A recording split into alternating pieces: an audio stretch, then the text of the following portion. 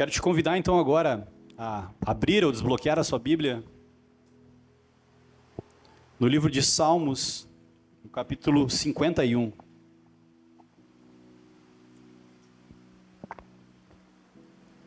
E aqui na igreja a gente tem o costume de ficar em pé para a gente ler a palavra de Deus. Eu sempre falo aqui que a gente não está lendo o Diário Gaúcho nem a Zero Hora, nós estamos lendo a Santa Palavra de Deus.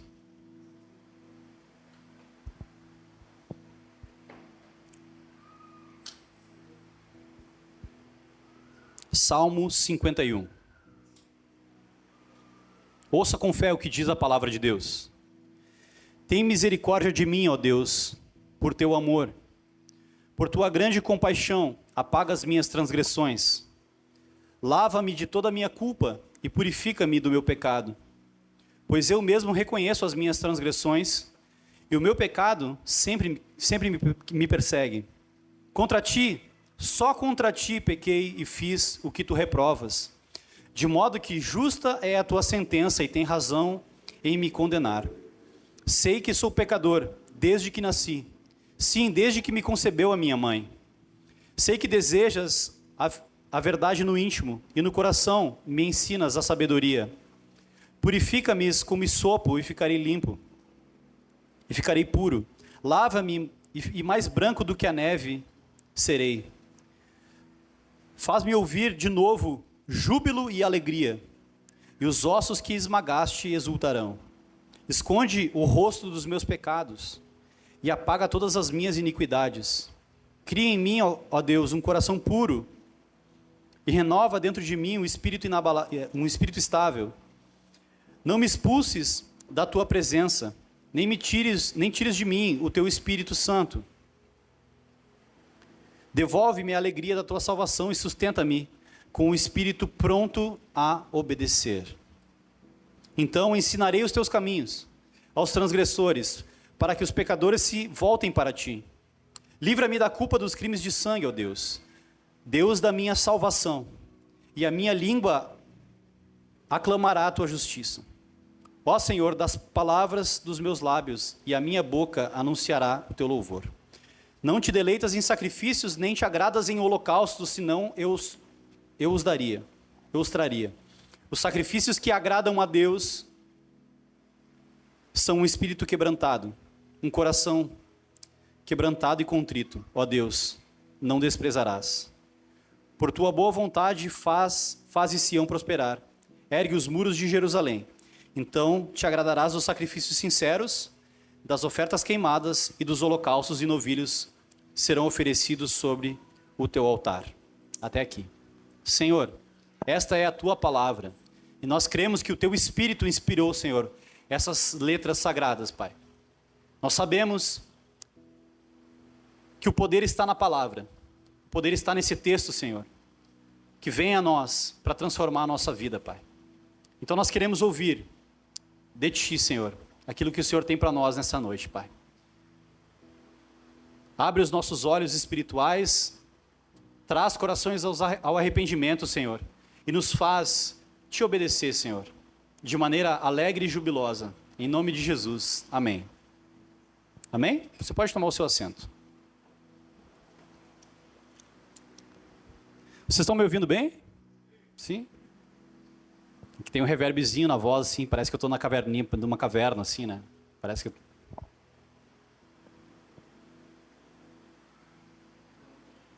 Irmãos, nós vamos dar continuidade, então, à nossa série de pregações a respeito da oração. A respeito da oração. Semana passada, nós falamos sobre oração, o que nós devemos pedir na oração. Né? A gente até teve uma reunião com os líderes no meio da semana para discutir algumas coisas, e eu falei assim, alguém tem algum pedido de oração? Daí ninguém falou nada. Eu falei, não, a gente tem pedido de oração. A gente aprendeu no domingo que a gente deve sempre pedir, como Jesus ensinou, pão, perdão e proteção.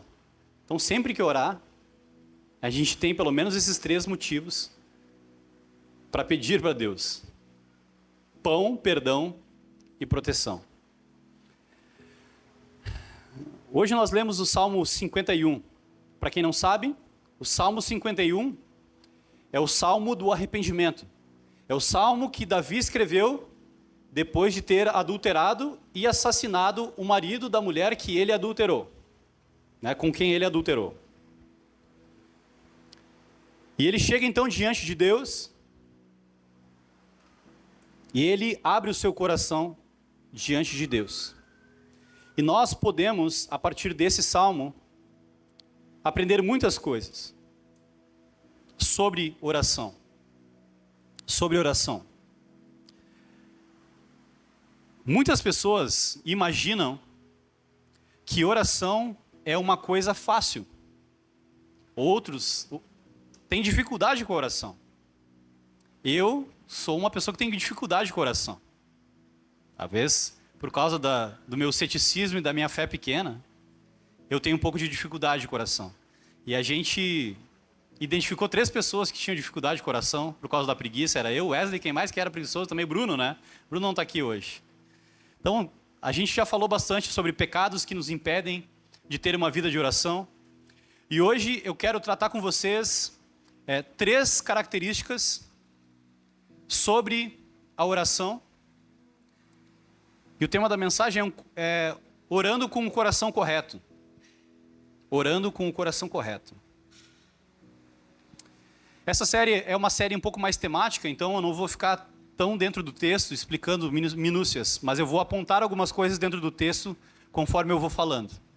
Beleza?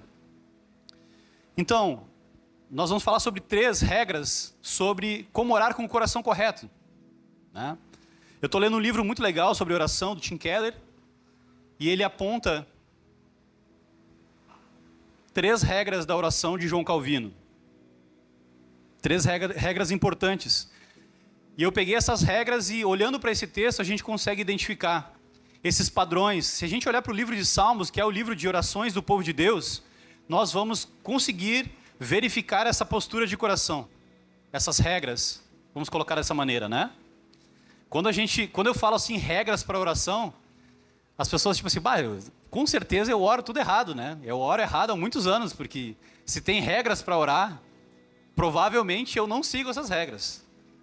Mas fica tranquilo, até o final dessa noite a gente vai sair daqui orando um pouquinho melhor do que a gente orava ontem. Amém?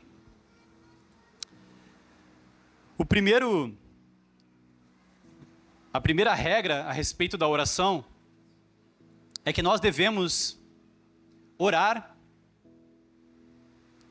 com temor e reverência.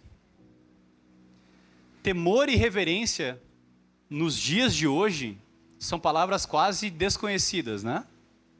Quase desconhecidas. Temor e reverência. É óbvio que a gente tem liberdade, a gente deve ser espontâneo, mas nós não podemos esquecer de que o Deus que nós falamos, com quem nós falamos, ele é um Deus santo. Ele é um Deus santo. Na última série também nós falamos sobre a santidade de Deus. Uma pregação bem profunda sobre a santidade de Deus. E às vezes a gente fala com Deus como se estivesse numa conversa de boteco da esquina. Fala com Deus sem a reverência devida. Eu quero falar um pouquinho sobre esse tema da reverência. E quero explicar o que é o temor do Senhor, o que é essa reverência. Por que a gente deve ter ela. Eu não sei se vocês viram há um tempo atrás um vídeo na internet. Esse vídeo me chamou muita atenção. Era um vídeo de um casamento onde um casal estava na frente de uma juíza, de um juiz. Eles estavam prestes a casar. E na hora do juramento, na hora de fazer ali os votos e dizer o sim ou não, você aceita a Mari como sua esposa, legítima esposa? A moça foi fazer uma brincadeira e falou assim, não aceito. E por causa dessa brincadeira, na hora errada, o casamento foi anulado. Eles tiveram que marcar um novo casamento e o casamento foi anulado. Por causa de uma brincadeira, numa hora que não era a hora propícia para isso. A gente não sabe se ela se livrou de um problema, né? Que ela que estava com dúvida e quis desistir. Mas, de qualquer maneira, ela brincou na hora errada e ela não conseguiu casar naquele momento porque brincou na hora errada. Ela brincou na frente de uma juíza que estava dando ali uma sentença, né? Estava fazendo uma... olha só que legal, uma aguinha. Fica mais rico se tomar água nesse copo dourado aqui? É uma água da prosperidade isso aqui. Então essa pessoa brincou na hora que não deveria brincar e teve o seu casamento anulado.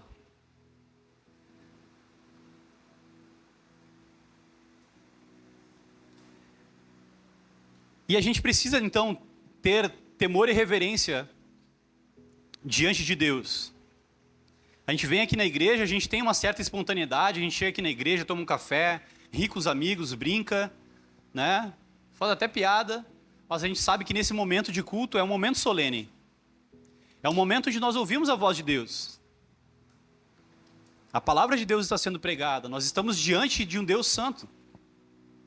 De um Deus santo. E quando eu falo isso, não é apenas para causar um temor de medo, um medo da morte, um medo da condenação, não é isso. Baseado na palavra de Deus, nós podemos saber que, a partir de Romanos 8:1, que nenhuma condenação há para aqueles que estão em Cristo Jesus. Deus não vai mais te condenar. Você já está em Cristo. Você já está em Cristo. Nenhuma condenação há sobre a sua vida. Então não é temor nesse sentido. Lá em 1 João 4,18 diz que o perfeito amor lança fora todo medo. Então como é que a gente harmoniza essas passagens com essa reverência que nós temos que ter com Deus? O Tim Keller, nesse livro, ele fala algo muito interessante. Ele diz que o temor, ele é um temor alegre, é um temor jubiloso que nós temos para com Deus. Porque nós estamos felizes de poder ter acesso a Deus, mas nós não esquecemos de quem Deus é. Ele faz, e é muito difícil fazer uma analogia para essa ideia, mas eu vou tentar aqui. Pensa em alguém que você admira muito e que você está extremamente feliz de estar na presença dessa pessoa. Eu sei que o Luquinhas vai falar o Neymar, na presença do Neymar. Se o Luquinhas encontrasse o Neymar, ele ia ficar muito feliz. Ia ficar feliz ou não ia? Ia. Eu sei que tu gosta do Neymar. Ele ia ficar muito feliz. Mas toda a alegria de encontrar alguém especial, também ela vem junto com uma pitadinha de medo. Medo de cometer uma gafe. O Neymar não vai condenar o Lucas ao fogo eterno do inferno, não é isso. Mas ele vai ficar temeroso de cometer alguma gafe, de falar alguma bobagem, alguma coisa assim.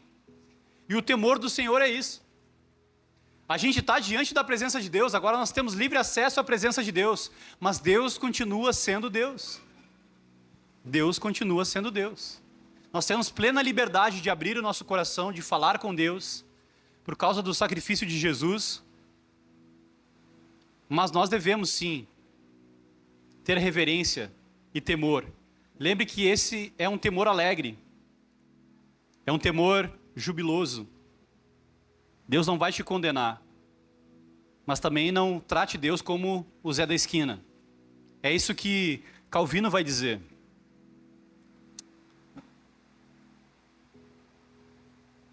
Então não é um medo da condenação, mas é um medo de entristecer alguém que a gente ama. Esse é o tipo de temor a Deus que nós devemos ter. Nós devemos ter. Então olha que interessante. O João Calvino, nas Institutas, ele diz que a oração, ela tanto requer, como ela nos proporciona temor. A oração tanto requer, quanto cria em nós temor a Deus. Quanto mais nós orarmos, quanto mais intimidade nós tivermos com Deus, mais nós vamos reverenciá-lo. E assim, com reverência, nós vamos entrar na presença de Deus e vamos ser tomados desse senso de reverência, essa seriedade que é estar diante de Deus. Então a oração tanto requer, quanto produz em nós temor. Amém? Então o fato de nós termos acesso E a atenção na presença de Deus, em relação à oração, ela deveria concentrar os nossos pensamentos e elevar o nosso coração. O que é a oração? É concentrar os nossos pensamentos em Deus, com reverência, e elevar o nosso coração a Deus. Isso é oração. Essa é a primeira regra, então, da oração. Se nós olharmos para o texto que nós acabamos de ler, Davi está consciente de que ele está na presença de Deus, de um Deus que pode condená-lo, inclusive, mas que não fará. Olha que interessante. Tem misericórdia de mim, ó Deus, por teu amor, por tua grande compaixão apaga as minhas transgressões, lava-me de toda a minha culpa e purifica do meu pecado. Então ele está consciente de que ele está diante de um Deus santo. E aqui, Davi tinha feito, um pecado gravíssimo. Talvez mais grave do que os nossos pecados, se a gente olhar assim, com uma lupa moral.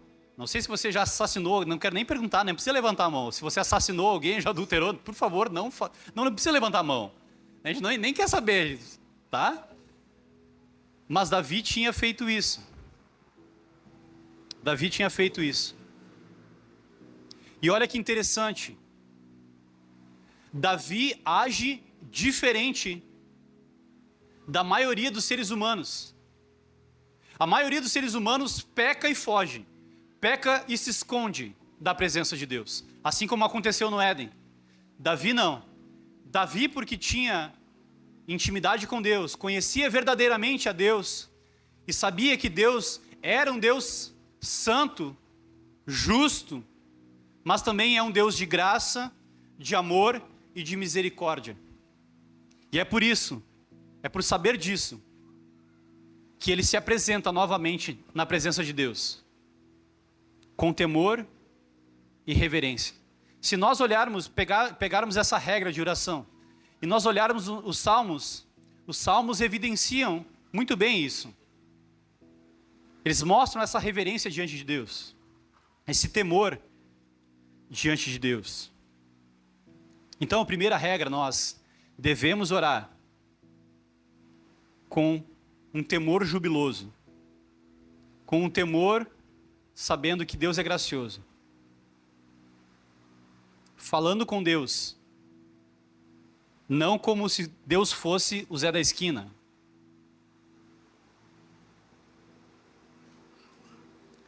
Eu sei que você está pensativo. Você deve estar pensando em todas as orações mal educadas que você fez nesse momento. Você já fez alguma oração mal educada? Eu já fiz várias. Tem gente que briga com Deus. Tem pastor aí, não vou nem falar. Senhor, por favor, me ajuda. Liga a televisão e vê umas orações que os caras fazem lá, e você vai ver que é umas orações mal educadas que bota Deus na parede. Então a gente deve, justamente isso, ter temor. A próxima vez que você orar, você já vai orar diferente, acredito eu. A segunda lei da oração, ou segunda regra da oração, é a regra da insuficiência espiritual. Insuficiência espiritual. Nós vemos aqui Davi clamando por misericórdia. E aqui no versículo 3, pois eu mesmo reconheço as minhas transgressões e o meu pecado sempre me persegue. Contra ti, ó Deus, só contra ti pequei e fiz o que tu reprovas. Sei que sou pecador desde que nasci, desde que me concebeu a minha mãe. Purifica-me e ficarei puro. Essa segunda lei espiritual é: quem acha que não precisa de Deus, não ora. Muitas pessoas não oram porque acham que não precisam de Deus. Acham que conseguem resolver os seus problemas, os seus BO sozinhos. Então, a segunda lei espiritual é essa insuficiência espiritual. Você precisa de Deus? Você reconhece que precisa de Deus? Eu acredito que todos nós precisamos de Deus. E que você veio aqui nessa igreja, nessa noite, porque em alguma medida você precisa muito de Deus. Parabéns! Você já está começando a ter o coração correto, apto para orar. Todos nós precisamos de Deus. Então, eu não sei se você é calvinista há quanto tempo, mas geralmente os calvinistas são conhecidos por ser pessoas mais frias, mais racionais, mais intelectuais. Mas de todos os livros de oração que eu já li, todos eles citam as Institutas de João Calvino falando sobre oração. Então, se você é um calvinista que não ora, você é um calvinista meia boca, desculpe a sinceridade. Porque Calvino ensina e muito a orar.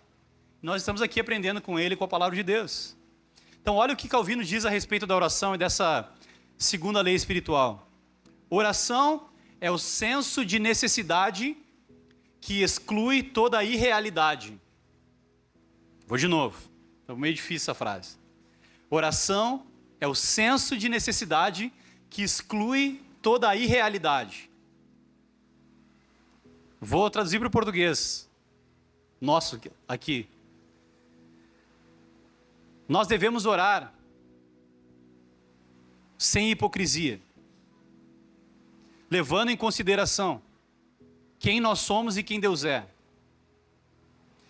Existe uma ideia secular, principalmente na época dos gregos e dos romanos, que as pessoas elas tinham uma elevação espiritual apenas por estar falando com Deus. Então, agora eu estou falando diante de Deus, tipo, meio que quase que me coloco no mesmo patamar de Deus, né? Ó Deus grandioso, amoroso, Criador dos céus, eu que o teu servo chego diante da santa... Ele meio que veste uma roupa de santidade que nem ele tem. E é disso que Calvino está falando. E Calvino diz assim: quando você chegar na presença de Deus, chegue com a humildade do mendigo. Diante da santidade de Deus, da grandeza de Deus, olhando para a nossa condição espiritual de necessitados, nós não somos melhor do que um mendigo espiritual. Por quê? Nós estamos... Ai, pastor, que forte isso. É isso aí mesmo. Nós precisamos profundamente de Deus. Eu preciso de Deus. Eu não sei o que seria da minha vida sem Deus. Eu preciso de Deus. E é com esse coração que nós devemos chegar diante da presença de Deus, reconhecendo quem Deus é e reconhecendo quem nós somos.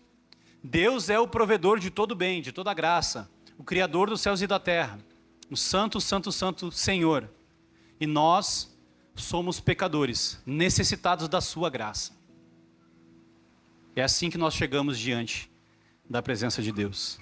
É assim que Davi chegou nesse salmo, necessitado de perdão, necessitado de graça, de misericórdia por causa dos seus pecados. Então não chegue diante da presença de Deus como se você não tivesse pecados a serem confessados. Sabe o que impede muitas pessoas de orar? É que ela sabe que vai dar de cara com Deus e ela não está a fim de pedir perdão sobre alguns pecados. Então a pessoa peca, ela, né, sei lá, grita com o marido grita com a esposa, faz alguma coisa errada. Isso é o mais comum, né? Isso aí é pecado ordinário, a gente chama, né? Acontece de vez em quando. Ninguém consegue escapar. E aí, por causa desse pecado, a gente sabe que vai chegar na presença de Deus, a gente não tem como fingir que os pecados não aconteceram e sair falando com Deus. Sabe quando a gente tem um problema para resolver com uma pessoa, mas a gente sai falando de outros assuntos, vai enrolando assim para não ter que falar daquele assunto chato? Não dá para a gente fazer assim com Deus. Deus conhece os nossos pecados. Então não finja que você não tem pecado, que você não tem nada para resolver com Deus antes de sair pedindo bênçãos e etc. Nós devemos então nos aproximar de Deus, sabendo que a nossa única esperança está em sua graça e perdão, e sermos sinceros a respeito de nossas dúvidas e temores. Não enrola. Seja sincero diante de Deus. Mas também, porque assim, a gente pode dizer, seja sincero diante de Deus, a gente está falando com sinceridade, mas essa sinceridade envolve também a nossa condição espiritual. A gente tem que ser sincero com os nossos pecados. A gente tem que chegar diante de Deus com sinceridade e falar assim: Deus, eu sei que eu sou pecador. Eu sei que eu não devia estar nem na tua presença, mas por causa de Jesus eu arrisco a me achegar a ti e contar com a tua graça mais uma vez. É o que Davi está fazendo aqui no Salmo 51. Ele está se apresentando diante de Deus, contando com a graça de Deus. Então essa insuficiência espiritual é o reconhecimento de quem nós somos e o lance de fugir da falsidade. Eu sei que essa regra também pode... Está ficando difícil orar, né? Essa regra também pode ser desagradável para as pessoas da nossa geração. Então, primeiro, reverência não é uma coisa que a gente gosta muito. Somos irreverentes, né? Uhul! E nós também não gostamos de assumir as nossas falhas e as nossas insuficiências. Aqui todo mundo é o cara. Ninguém chega de peito estufado diante da presença de Deus. Nós chegamos diante da presença de Deus insuficientes, contando com a graça de Deus.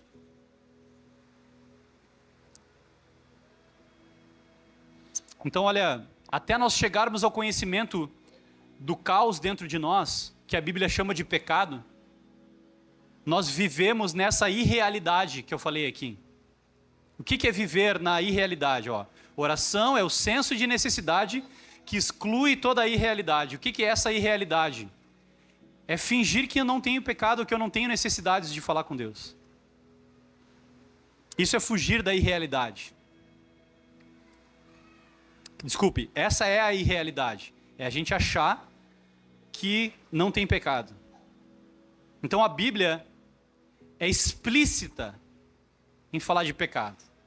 Acho que tem uma coisa ruim das igrejas reformadas, é que a gente fala de pecado quase todo santo culto. Porque o nosso problema, a Bíblia diz que o que faz separação entre nós e Deus é o nosso pecado. Então nós temos que dar um jeito de remover essa barreira para nos relacionarmos com Deus. Cristo já quebrou essa barreira. Então é por meio de Cristo que nós nos achegamos a Deus. Amém? Então, a oração verdadeira requer arrependimento. Arrependimento. A oração, então, requer e concede poder para nos livrar da autojustificação, da transferência de culpa, da autocomiseração e da nossa arrogância espiritual. Sabe aquela pessoa que ela nunca está errada, ela sempre tem um bom motivo para estar errando? Isso é autojustificação. Ou a pessoa que nunca assume os seus BOs é sempre culpa de alguém. E a autocomiseração é o ai de mim, coitadinho de mim. Nunca ninguém fez nada por mim. Nunca ninguém cuidou de mim, ai de mim.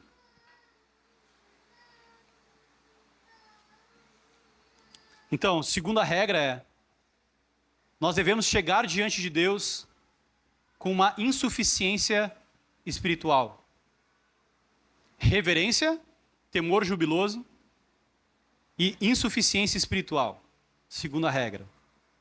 Tá ficando difícil orar, né? Vocês esperem que eu tenha uma regra de ouro no final. A terceira regra, então, para a oração é confiança e esperança. Nós devemos chegar diante de Deus com reverência, com temor, mas contando com a graça de Deus. Nós devemos chegar diante de Deus com arrependimento, não fingindo uma hipocrisia diante de Deus, porque Deus vê além da nossa máscara. E nós devemos chegar com confiança e esperança.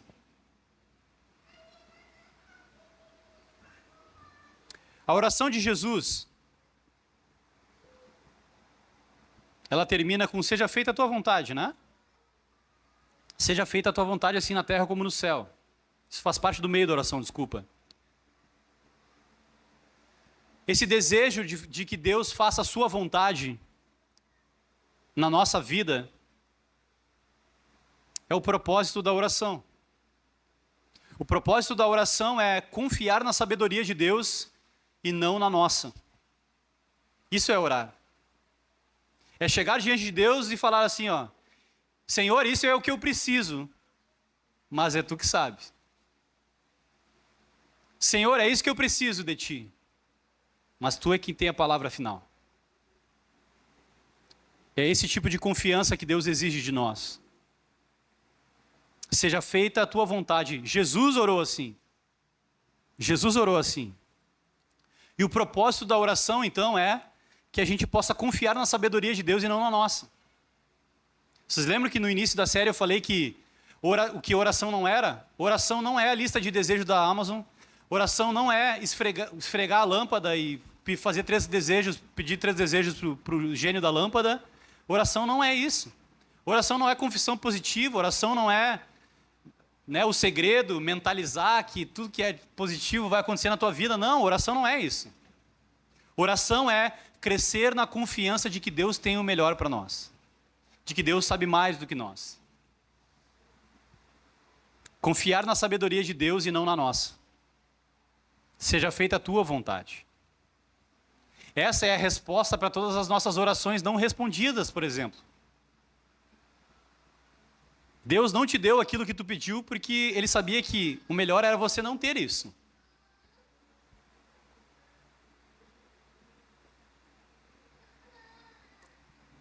E olha só que interessante. Deus está sempre pronto a te dar uma bênção até que você ore por ela. Deus está pronto para te abençoar. A Bíblia, a gente não é tão pessimista assim, a gente faz uma leitura fiel da palavra. A palavra diz que nosso Deus é um Deus abençoador. Não é errado orar e pedir uma bênção para Deus, para que Deus nos abençoe. E Deus está disposto a nos abençoar. Só que para isso a gente precisa confiar em Deus. A gente precisa levar as nossas petições diante de Deus e obter dele a resposta. Deus está pronto a nos abençoar. Então ore com confiança. Ore com confiança.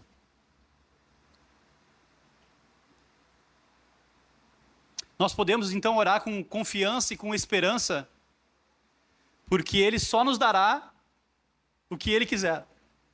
Deus não vai. Jesus falou, Vocês que são maus, vocês sabem dar boas dádivas para os seus filhos. Nenhum pai, quando o filho pede um peixe, dá uma cobra para ele.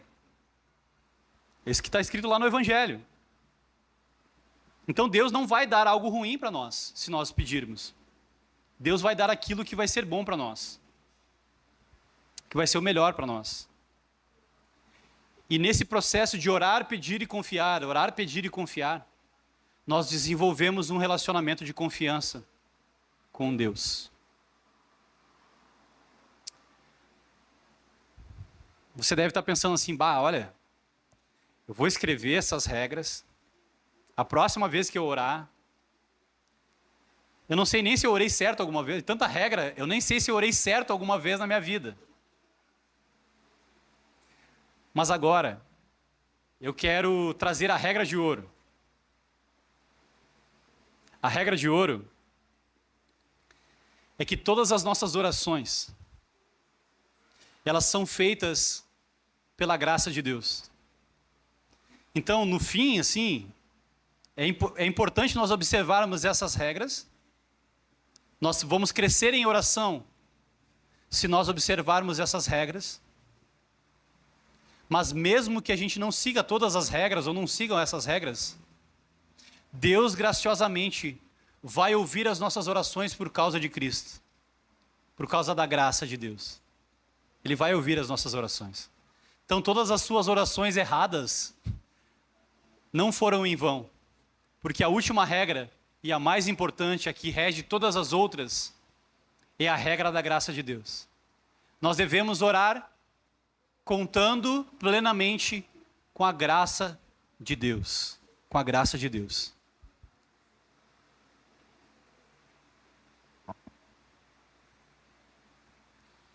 No versículo 7, Davi fala assim: purifica-me com hisopo e ficarei puro, lava-me e mais branco do que a neve eu serei. Faze-me ouvir de novo júbilo e alegria, e os ossos que esmagaste exultarão. Esconde o rosto dos meus pecados e apaga todas as minhas iniquidades. E ele continua. Então olha só para rapidamente aqui. Olha só a esperança de Davi ao orar. Lembrem, Davi tinha matado o marido da mulher e tinha dormido com ela. E ele chega diante de Deus, de um Deus que ele sabe que é justo, que é santo. E ele ora, falando com Deus. E olha esse exercício da fé de Davi. Ele diz assim: purifica-me com hisopo e ficarei puro. Lava-me mais branco do que a neve serei. Faze-me ouvir de novo júbilo e alegria. Davi está contando com a graça de Deus. Ele fez uma coisa tremendamente errada, mas pela fé ele já consegue enxergar que Deus vai derramar graciosamente perdão, vai purificar ele do pecado e vai trazer novamente júbilo e alegria para o seu coração.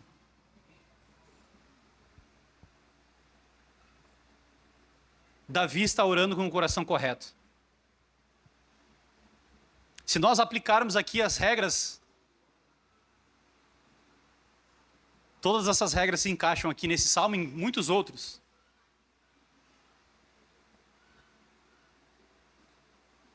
Então, ao orar, meus irmãos, não se esqueça da graça de Deus. A graça de Deus é a regra de ouro. É aquilo que nos motiva a orar. Nos motiva a orar mesmo quando nós não sabemos todas as regras. Mesmo quando nós não conseguimos praticar esses princípios de oração. Nós podemos contar com a regra de ouro, que é a regra da graça de Deus. Nós devemos chegar diante de Deus por causa da sua graça. Por causa da sua graça.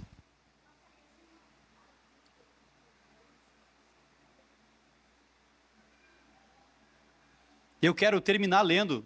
Eu sei que eu já li esse versículo em outras mensagens, mas eu quero ler de novo Hebreus 4, se você quiser abrir comigo.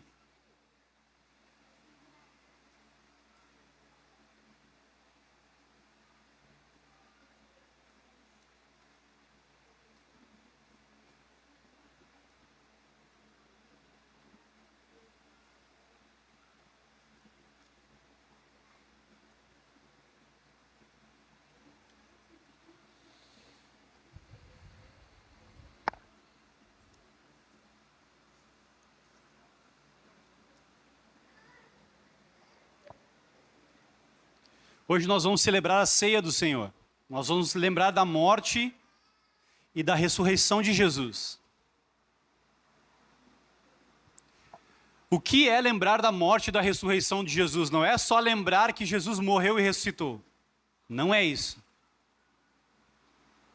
Lembrar da morte e ressurreição de Jesus é lembrar dos efeitos dessa morte e ressurreição. Do que nós passamos a desfrutar a partir da morte e ressurreição de Jesus. Nós passamos a desfrutar, a partir da morte e ressurreição de Jesus, de plena comunhão com o Pai. Nós passamos a desfrutar de comunhão novamente. O sangue de Jesus removeu a barreira entre nós e Deus, que era o nosso pecado. Agora nós podemos chegar diante de Deus. Olha o que diz Hebreus 4, a partir do versículo 14. Diz assim a palavra de Deus: portanto, visto que temos um grande sumo sacerdote que adentrou os céus, Jesus, o Filho de Deus, apeguemo-nos com toda a firmeza à fé que professamos, pois não temos um sumo sacerdote que não possa se compadecer das nossas fraquezas, mas sim alguém que, como nós, passou por todo tipo de tentação, porém sem pecado. Assim, aproximemo-nos do trono da graça com toda a confiança, a fim de recebermos o quê? Misericórdia, e encontrarmos graça que nos ajude no momento da necessidade.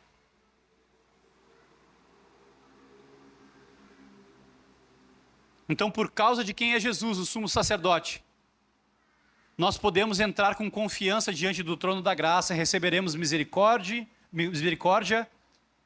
confiança e graça. Olha que maravilha. Olha que maravilha. Então, pregar o evangelho não é simplesmente dizer que Jesus morreu e ressuscitou. Mas Jesus morreu e ressuscitou para o quê? Para que nós tivéssemos comunhão novamente com o Pai. Jesus não morreu apenas para te salvar do inferno, meu irmão. Jesus morreu para que hoje, agora, você tivesse plena comunhão com Deus.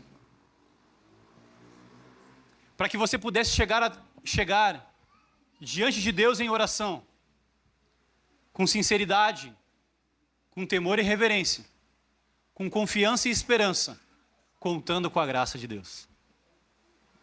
Contando com a graça de Deus. Foi para isso que Cristo morreu. Para que nós pudéssemos desfrutar de comunhão plena com Deus. Sem isso, sem entender a morte e ressurreição de Jesus, sem entender o Evangelho, nós não podemos desfrutar disso. É bom que isso seja dito. Nós não podemos desfrutar disso. As pessoas que ainda não entenderam o Evangelho, que não entenderam a morte e ressurreição de Jesus, o sacrifício de Jesus na cruz por causa dos nossos pecados, ainda estão na irrealidade que Calvino falava. Ainda estão na irrealidade. Como se não tivessem nenhum problema para resolver com Deus. Mas a cruz de Cristo nos mostra que sim, nós temos um problema jurídico diante de Deus, o justo juiz. Mas que Cristo, o nosso advogado, já pagou a nossa sentença na cruz do Calvário. E agora nós não temos mais nenhum problema para resolver com Deus e podemos desfrutar de plena comunhão com Ele. Isso é maravilhoso. Isso nos dá esperança, nos dá razão para viver. Razão para viver. E é isso que nós vamos celebrar nessa noite. A morte e ressurreição de Jesus para a remissão dos nossos pecados e para a glória de Deus. Amém? Você pode fechar os teus olhos?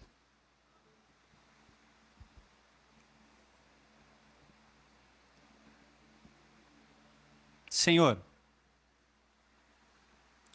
nós chegamos diante de Ti, Senhor, com reverência, com temor, reconhecendo a nossa necessidade espiritual. Nós chegamos diante de Ti também, Senhor, com confiança e esperança, e tudo isso por causa da Tua graça. Nos ajuda, Pai. Nos ajuda, Senhor. Nos ajuda a orar. Nos ajuda a confiar em Ti. Nos ajuda a desfrutar de um relacionamento profundo contigo. Nos ajuda a usufruir da bênção do Evangelho. Usufruir, Senhor, daquilo que Tu conquistou para nós na cruz.